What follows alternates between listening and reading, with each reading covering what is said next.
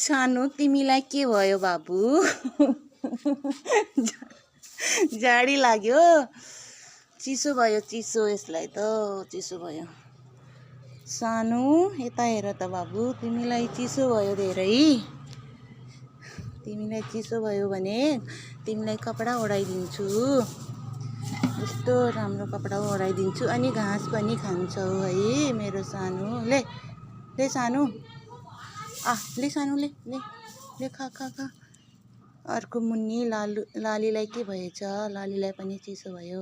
आज पुस 1 गते भयो नि, त्यसैले यिनीहरूलाई चिसो धेरै भएको छ। के गर्ने होला? यसको लागि कपडा सिलाउनु पर्छ। चोली, ढाका टोपी, दाउरा सुरुवाल सिलाउँछु है तिमीहरूलाई।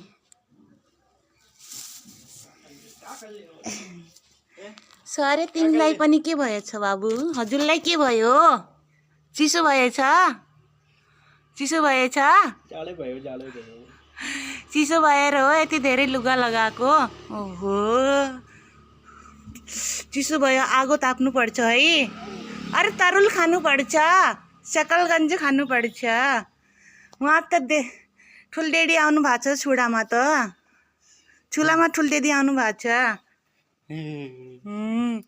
जानु पर्दैन? जानु पर्दैन?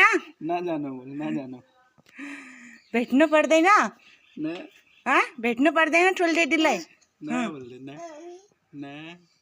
यो अर्को मेरो मुन्नालाई के भएछ? यसलाई पनि धेरै जाडो भएछ। यसलाई पनि कपडा सिलाउनु पर्छ। कपडा सिलाउनु पर्छ, लगाउनु पर्छ यसलाई। त्यसको कपडा बोरा सिलाएर यसलाई यसरी गरेर ढाक्नु पर्छ। आज धेरै जाडो छ।